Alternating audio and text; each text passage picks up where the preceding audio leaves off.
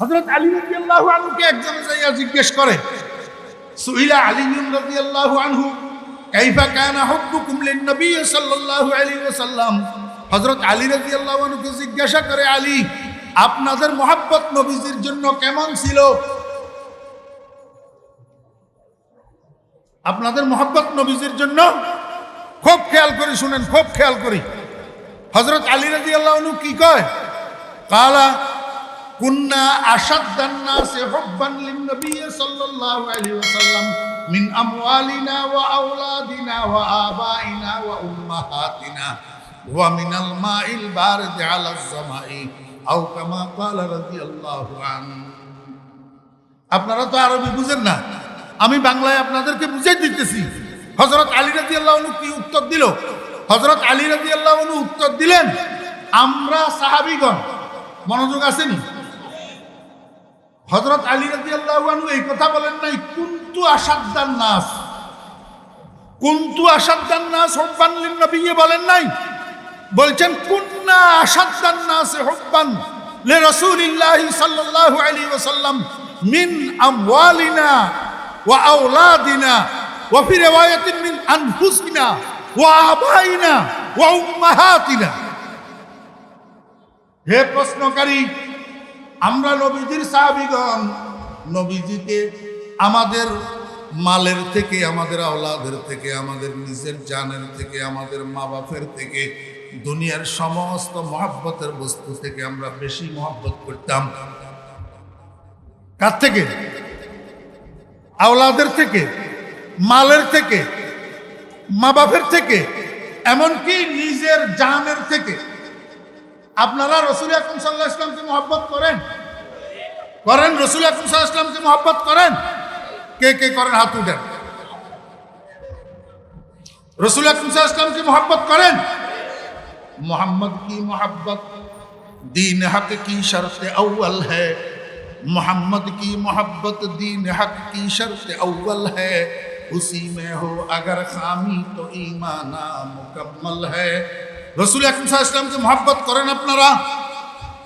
এই আগে তো হাত উঠাইছেন, করি।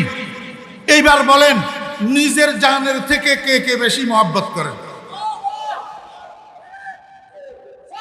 মিথ্যা কথা, মিথ্যা কথা।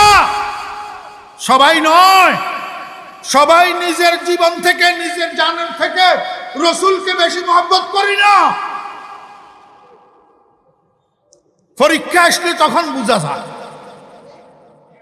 পরীক্ষা আসলে তখন বোঝা যায় রসুলকে মহব্বত করে। নাস্তিকের বাচ্চারা যখন আমার নবীকে নিয়ে কটূক্তি করে, তখন রাস্তায় মিছিল লইয়া বুক ফাটি দেয়, এরা নবীজিকে জানের থেকে বেশি মহব্বত করে। মিথ্যা দাবির নাম মহব্বত নয়। আমার ভাইয়েরা, দোস্ত আহবাব, রাসূল আকরাম সাল্লাল্লাহু আলাইহি ওয়াসাল্লামকে নিজের জীবনের থেকে বেশি মহব্বত করতেন সাহাবায়ে কেরাম। মনোযোগ আসেনি? বৃহস্পতিবার বিকেলবেলা, বৃহস্পতিবার সন্ধ্যার সময় নবীজি তিনজন সাহাবীকে ডাকছেন। একজনের নাম যায়েদ ইবনে হারেসা, একজনের নাম জাফর ইবনে আবি তালেব, একজনের নাম আব্দুল্লাহ ইবনে রাওয়াহা।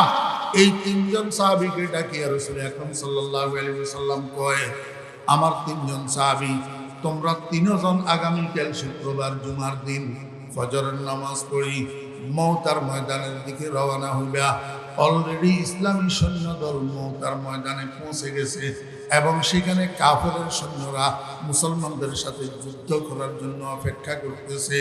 মুসলমানদের সৈন্য পৌঁছাইছে, কিন্তু সেনাপতি যায় নাই। সেনাপতি তোমরা তিনজন, তোমরা তিনজন আগামীকাল ফজরের নামাজের পরে রওনা হইয়া মওতার ময়দানে যাইয়া ইসলামী সৈন্য দলের সাথে যুক্ত হইবা। তোমাদের মধ্য থেকে সর্বপ্রথম সেনাপতি হবে যায়েদ ইবনে হারেসা। যায়েদ ইবনে হারেসা যদি শহীদ হইয়া যায়, সেনাপতি হবে জাফর ইবনে আবি তালেব। জাফর ইবনে আবি তালেব যদি শহীদ হয়ে যায়, সেনাপতি হবে আব্দুল্লাহ ইবনে রাওয়াহা। আব্দুল্লাহ ইবনে রাওয়াহা যদি শহীদ হয়ে যায়, মুসলমানেরা পরামর্শ করি আরেকজন চতুর্থ জনকে সেনাপতি নিযুক্ত করবে। আর মনে রাখবা, মওতার ময়দানে এই চতুর্থ জন সেনাপতির হাতে ইসলামী সৈন্য দলের বিজয় হবে। আমার ভাইরা দুস্তাবাব, এই কথা বলি রাসূল আকরাম সাল্লাল্লাহু আলাইহি ওয়াসাল্লাম চলে গেছেন। সাহাবায়ে কেরামেরা তিনজন নির্বাক হইয়া দাঁড়াইয়া রয়েছেন, কেউ কোনো কথা বলে না। সর্বপ্রথম কথা বলে উঠলেন হযরতে আব্দুল্লাহ ইবনে রাওয়াহা রাদিয়াল্লাহু আনহু। আব্দুল্লাহ ইবনে রাওয়াহা রাদিয়াল্লাহু আনহু কয়, বন্ধুরা, নবীজির কথার দ্বারা কি বুঝলেন? আমার তো ইয়াকিন হইয়া গেছে রাইফেলের গুলি মিস হইতে পারে, নবীজির জবান মিস হইতে পারে না। আমরা তিনজন মওতার ময়দানে শহীদ হয়ে যাব, এতে কোনো সন্দেহ নাই। যদি আমরা তিনজন শহীদ না হই, তাহলে চতুর্থ জন সেনাপতি কেমনে হবে? আমরা তিনজন মওতার ময়দান থেকে ফেরত আসবো না। কিন্তু মনকে বুঝাইতে পারি না, জীবনের শেষ জুমাটা রসুলের পিছনে আদায় না করি, মসজিদে নববী থেকে আদায় না করি আমি যাব না। আপনারা দুজন ফজরের নামাজ পড়ে রওনা হইয়া যাইবেন, আমি কিন্তু জুমাতে আসার সময় ঘোড়া নিয়ে আসবো, মসজিদের সামনে ঘোড়া বেঁধে রাখবো। জুমার নামাজ নবীজির পিছনে আদায় করিয়া সাথে সাথে ঘোড়ায় সওয়ার হব, ঘোড়ায় আরোহণ করব। এত তেজ গতিতে ঘোড়া চালাবো, সকালে রওনা হইয়া আপনারা যেখানে যাইয়া পৌঁছাবেন, আমি জুমার পরে রওনা হইয়া সেখানে আপনাদেরকে ধরবো। যেই কথা সেই কাজ। ফজর নামাজের পরে দুইজন সাহাবী যায়েদ ইবনে হারেসা, জাফর তাইয়ার রাদিয়াল্লাহু আনহুমা দুজন রওনা হয়ে গেছে, কিন্তু আব্দুল্লাহ ইবনে রাওয়াহা রাদিয়াল্লাহু আনহু রওনা হয় নাই। উনি কথা মতো মসজিদে ঢুকছে জুমার নামাজ আদায় করার জন্য। আল্লাহর হাবিব জনাব রাসূলুল্লাহ সাল্লাল্লাহু আলাইহি ওয়াসাল্লাম মিম্বরে উঠছেন খুতবা দেওয়ার জন্য। খুতবা শুরু করছেন নবীজি। খুতবা দেওয়ার সময় নবীজির নজর মোবারক মসজিদের মধ্যে এইভাবে ঘুরতে ঘুরতে নবীজির নজর যাইয়া পড়ছে আব্দুল্লাহ ইবনে রাওয়াহার চেহারার উপর।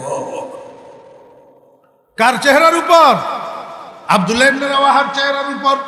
আব্দুল্লাহ ইবনে রাওয়াহা রাদিয়াল্লাহু আনহুকে দেখার সাথে সাথে রাগে নবীজির চেহারা মোবারক লাল হইয়া গেছে। হাদিস শরীফের মধ্যে আসছে, হাদিসের রাবি বলেন, মনে হয় যেন নবীজির চেহারা মোবারকের উপর কেউ আনারের রস ছিটাইয়া দিছে, এমন লাল হইয়া গেছে। রাসূল আকরাম সাল্লাল্লাহু আলাইহি ওয়াসাল্লামের চেহারা মোবারক। নামাজ শেষ হওয়ার পরে সঙ্গে সঙ্গে নবীজি ডাক দিয়েছেন আব্দুল্লাহ ইবনে রাওয়াহাকে। আব্দুল্লাহ ইবনে রাওয়াহা আসছে নবীজির সামনে। আল্লাহর হাবিব জিজ্ঞেস করেন, ও আব্দুল্লাহ ইবনে রাওয়াহা, তোমার বাকি দুই সাথীকে তো দেখা যায় না, নিশ্চয় তারা ফজরের নামাজের পরে আমার কথা মানিয়া রওনা হইয়া গেছে, তুমি কেন গেলা না? তাড়াতাড়ি উত্তর দাও। হযরতে আব্দুল্লাহ ইবনে রাওয়াহা রাদিয়াল্লাহু আনহু যখন নবীজির রাগ দেখছেন, ভিতরে অনুশোচনার আগুন জ্বলে উঠছে, চোখের পানি জর্জর করে পড়তেছে। কাঁদিয়া কাঁদিয়া কয়, ইয়া রাসূলুল্লাহ, আমি আপনার সত্যবাদী সাহাবী, আমি মুনাফিক নই ইয়া রাসূলুল্লাহ, আমি মওতার ময়দানে যাব না এমনটা নয়। জীবনের শেষ জুমা, আপনার জবান থেকে আমাদের শাহাদাতের সুসংবাদ বাইর হইছে, একদিন হইয়া গেছে ইয়া রাসূলুল্লাহ, মওতার ময়দান থেকে ফেরত আসবো না। এই জন্য সাথীদের সাথে আমার অঙ্গীকার হয়েছে, আমি জুমার নামাজ পড়ে রওনা হব। এত দ্রুত গতিতে যাব, সাথীরা সকালে যাইয়া যেখানে পৌঁছাবে আমি সেখানে যাইয়া তাদেরকে ধরবো।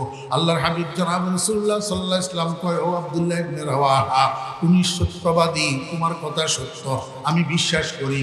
কিন্তু তারা সকালে হুবহু আমার কথাটা মানিয়া রওনা হইয়া যেই সওয়াবের বাগী হয়েছে, তুমি যদি আসমান জমিনের মাঝখানের সমস্ত সম্পদের মালিক হইয়া যাও আর আল্লাহর রাস্তায় সদকা করে দাও, তারপরেও সেই সওয়াবের দ্বারে কাছে যেতে পারিবা না। লাউ আদরাকতা মা ফিল আরদি জামিআ মা আদরাকতা ফাদলা গাদওয়া। হযরত আব্দুল্লাহ ইবনে রাওয়াহা রাদিয়াল্লাহু আনহু মনে মনে কয়, হাই কি করলাম, লাভের জন্য করলাম, ক্ষতি হইয়া গেল। আব্দুল্লাহ ইবনে রাওয়াহার ঘোড়া বান্ধা ছিল মসজিদ নববীর সামনে। দ্রুত যাইয়া ঘোড়ার পিঠে উঠি বসে, ঘোড়া সামনের দিকে চলবে, ছাড়বে। ঠিক এই সময়ের মধ্যে উনার বিবি এবং উনার 7 বছরের একটা ছেলে পিছনে দাঁড়ানো ছিল। পিছনের দিক থেকে ছেলেটা কয়, আব্বু, আম্মুর কাছে শুনছি তুমি নাকি চিরদিনের জন্য আমাদের থেকে চলে যেতেছ, আর কোনোদিন আমাদের কাছে আসবা না। তুমি কেমন নিষ্ঠুর, আমার থেকে একটু বিদায়ও নিলে না, আমার একটু চুমাও দিলে না, আমাকে বাবা বলি একবার ডাকলেও না, আমাদের থেকে বিদায় না নিয়ে তুমি চলে যেতেছ। আব্দুল্লাহ ইবনে রাওয়াহা রাদিয়াল্লাহু আনহু বিবিও এই কথা কয়, স্বামী এইভাবে চলে যেতেছেন, আমাদের দিকে একটু ফিরিয়েও তাকাইলেন না। আমার ভাইয়েরা, দোস্ত আহবাবেরা, খোদার কসম ওয়া রাব্বিল কাবা, হযরত আব্দুল্লাহ ইবনে রাওয়াহা রাদিয়াল্লাহু আনহু পিছনের দিকে তাকায় নাই, সামনের দিকে তাকাইয়া কয়, আমার বিবি বাচ্চারা, তোমাদেরকে বিসর্জন দিতে পারি, কিন্তু নবীজির আদেশ বিসর্জন দিতে পারি না। এখন তোমাদের দিকে আর তাকাবো না, তোমাদের সাথে হাউজে কাউসারে দেখা হবে। কোথায় দেখা হবে? হাউজে কাউসারে। আমার ভাইরা, দোস্ত আহবাব, বুঝে থাকলে বলুন, এই তিনজন সাহাবীর কাছে নবীজির মহব্বত বেশি না জানের মহব্বত বেশি? কথা কয় না। এই তিনজন সাহাবীর কাছে জানের মহব্বত বেশি না নবীর মহব্বত বেশি? যদি জানের মহব্বত বেশি হতো, তাহলে একই নাম মৃত্যু সংবাদ পাওয়ার পরে যাইতো মওতার ময়দানে, যাইতো। আমার ভাইয়েরা, দোস্ত আহবাব, যেই সাহাবায়ে কেরাম রাসূল আকরাম সাল্লাল্লাহু আলাইহি ওয়াসাল্লামকে নিজের জীবনের চেয়ে বেশি মহব্বত করতেন, মালের চেয়ে বেশি মহব্বত করতেন, আমার ভাইয়েরা, দোস্ত আহবাব, সেই সাহাবায়ে কেরাম সম্পর্কে আমার মুখে কটূক্তি কিভাবে আসে, সমালোচনা কিভাবে আসে? এই 1450 বছর পরের মুসলমান, আরে বেটা, এই যুগে শুধু বাংলাদেশ না, শুধু এশিয়া না, গোটা পৃথিবীর মধ্যে যত মানুষ আছে, সমস্ত মানুষের যদি এক পাল্লায় উঠাই দেওয়া হয়, হযরত আমিরে মুআবিয়া রাদিয়াল্লাহু আনহু পায়ের তালুর দুলা যদি এক পাল্লায় উঠাই দেওয়া হয়, সারা দুনিয়ার মানুষ একত্রিত হইয়া আমিরে মুআবিয়া রাদিয়াল্লাহু আনহু পায়ের তালুর দুলার সমান হবে না।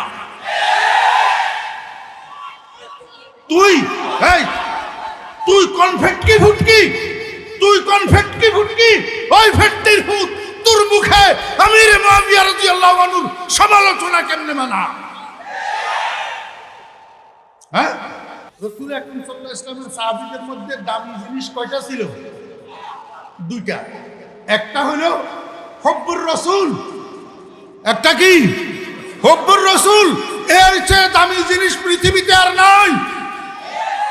আর একটা হলো কানু কলিলাম মিনাল লাইলি মা ইয়াহজাউন ওয়া বিল আসহারি হুম ইস্তাগফিরুন। দুনিয়ার মানুষ যখন ঘুমাইতো, তখন সাহাবায়ে কেরাম তাহাজ্জুদের নামাজের মুসল্লায় থাকতেন।